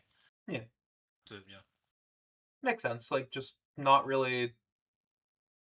You don't intersect that much. Like someone who you were actively talking to a ton when you were playing Strive will naturally be someone you have a bit more of a rapport with versus like if your only thing in common with someone was a shared hobby, then if you don't share that hobby. yeah. Also, the really cool thing is, when I started playing Granblue and there's like newer players as like time went on, and like one of the Ontario guys like he plays Strive a little bit before, but he's like now that he's like playing Granblue, he's like really into fighting games. Hmm. And then you just talk to them. He's like, oh yeah, I know, Danny Mail. Like, yeah, he's the one who introduced me to fighting games. And you're like, oh shit, that's awesome. New friend who's a friend with old friend. Very cool connection. And it's like it's really awesome seeing like players like that. And you're like, oh, I know Gabagool. He's the one who introduced me to the Canada Chord and Granblue scene. And now because of that, I'm showing up to locals because I love the game and I love interacting with people. You're making new friends like that. It's really awesome. I mean that was a big thing for me of just like I don't know, having that feeling of like I know Zion a little bit, like I can use that as a bridge to go. This person knows him, then they're probably chill. Like Yeah. like I cite a lot. I did not like Yara when I met him, but I went, yeah, but he's really good friend ends with Zion, and like he seems like a pretty friendly person. So you know what? I'll trust his judge of character. And Yeah. yeah, over time, I think that really did come to fruition. I guess last thing currently in my head to ask about. If something else comes up, then Mhm. we'll keep going on that. Otherwise, you were talking a lot about you think that you're a strong learner. You're good at absorbing information. You were talking about how people receive feedback as well. Like, do you think that you would generally enjoy teaching people as much as you enjoy learning, or that's not really something that you think would be a strength? I think it'd be a strength. Like I've been doing that a little bit. I've had people who are like, "Oh, could you VOD review with me?" And I'll be like, "Yeah, for sure. I'm totally down to do that. Like, just name a time and place, and I'll be there, and I'll be on call with you, or I'll open the stream and I'll do that because like I like being VOD reviewed myself personally, and then like I kind of want to reciprocate that to someone else. Hmm. It's like do you know Dyer? Yeah. Yeah. So he's like the king of kings of VOD reviewing. Like he just does it so well, and I want to be that level too, where like I see stuff like that and I'll be like, oh yeah, probably this is probably good advice, Like I try to replicate that, and like uh sometimes it's a little harder because like there's like a lot of ideas in my mind, and it's like it kind of jumbles in, and like sometimes I say one thing and then like it kind of mixes with another thing, and then I'm like as I'm talking to the person, I'm like, oh wait, there's this idea that I forgot to push. I should push right now, Hmm. stuff like that, and like sometimes it also like it's a bit harder based on the person's level. Sometimes I'm just like, yeah, like unfortunately, like you're not experienced enough to receive this type of advice. Hmm. So I'll try to like focus more on the baseline and be like try to learn this type of combo in this scenario, and try to think a bit more this way. And like the advice might look a little general, but it's like that's as much as you could stomach. So I'm trying to like Hmm. gauge myself in a way that way. Like when I teach someone, like I want to give them very specific advice in the matchup, but if this person doesn't even know how to like their own characters, like what's the point of giving a matchup advice, right? Oh yeah. A lot of the time, that broader advice is more the next step in the process than whatever or like completely nuanced thing you can give. Yeah, and like when the person like comes back like the next day or the next week, they're like, "Hey, I applied your advice, and that really helped me out, and I've managed to reach this rank because of you." I'm like, "Fantastic! I think I did a good job." Hmm. Like I think my advice worked. That's all that matters. Yeah. Yeah, and it's like I also look at Ashura's way of coaching. He told me that like it's not our job to like force a player to like listen to us. Like the best thing we could do is like just take a map and draw a path and make them follow that path. Hmm. And so you can't really what's the expression again? Like force a horse to drink the water. You can only Yeah. lead them to You can lead a horse to water, I water. guess. You can't make him drink. Exactly. Yeah, that's pretty much what I go in with this mentality too. And like he's getting paid for that, so like that's the thing. Maybe I should like charge people for coaching. Maybe. But I'm comfortable right now with money, so I don't think I need to do that. I'll just do it for like the love of the game. Yeah. That's pretty much what it is. Like I'm doing all this for the love of the game. Hell yeah. I think that is. I think that is a good motivator to have for most people engaging with competitive games. Because like, if you got it like that, you got it like that. But Oh yeah. if you're telling yourself, if I'm not making money off of this, then it's not worth my time. It is not easy to make money off of this. No, you could forget it. You're not making money in Yeah, competitive gaming. yeah, it's really funny. Whenever I'm anxious about like filling into my role, learning stuff efficiently at my job right now, I tell myself, yeah, but the Guilty Gear Strive's a lot more complicated than this, and I can learn that. That is a good way to like frame your mind when you're trying to like learn something. You're like, I've learned worse. Yeah, Let me exactly. actually put more thought into this, and I'll learn this better.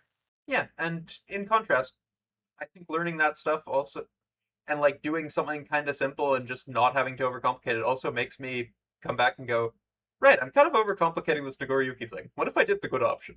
What if I did the good option and I did my fucked up specials, but not enough to pop? What then? Hmm. What if you hit your opponent with Nagoriyuki's H moves? Yeah.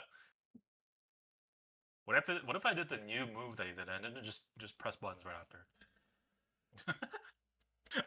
See your expression.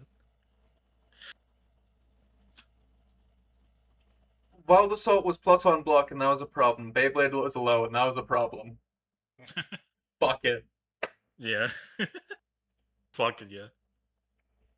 What if we had imaginary recovery and we're +6 on block? Fuck it.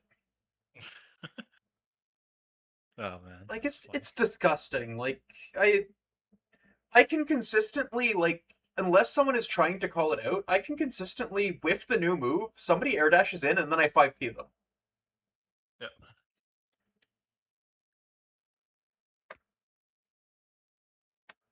Why? Why is it disjointed? I mean, I know why. A bunch of Japanese ex-Nago players put in bottom 5 because they were upset. But like actual Potemkin stimulus package, it's great. Yeah. Great job, guys. I actually realized I didn't ask earlier. One thing that came back to mind. What what drove you to want to change your or tag to Dragon of Montreal? Uh, simply because um I changed my tag multiple times, but also it's because like at first I was Ashura, Yeah. but then there was another Ashura. I'm like, what the fuck? Like, why we can't have two Ashuras? I'm like, okay, what do I do? And then I look, I just walk around. That was a time where the movie Top Gun Maverick came out. And I look at the Metro newspaper. I'm like, oh, Maverick is a cool name. Let me pick that. But I didn't feel like it was me, which is very Mm. weird because everyone just calls me Maverick now. Yeah. Like, and I was like, it's just a name that I picked on a whim. It doesn't feel significant. Mm. What is something that's significant? I'm like, and then I was playing the Yakuza games. I'm like, oh, the main character Kiryu, he is the Dragon of Montreal. It's like a title that's like he earned it. Mm. What if I did the same thing? Dragon of Montreal. I'm like, damn, that's pretty sick. I'm gonna be the Dragon of Montreal. And then now I go to locals and people still call me Maverick. That's what it is. How it goes sometimes. Yeah. I mean, they're not gonna call me Yo Dragon of Montreal. You know, and I get it. You know, Dragon. Maverick is yeah Dragon. People, like that's people who don't know my original tag. They would just call me that. They're like, oh yeah, Dragon. You know, That's David I'm Shaw. fine with that. Yeah, it's chill. Uh, do you think that you have earned that title at this point? Uh,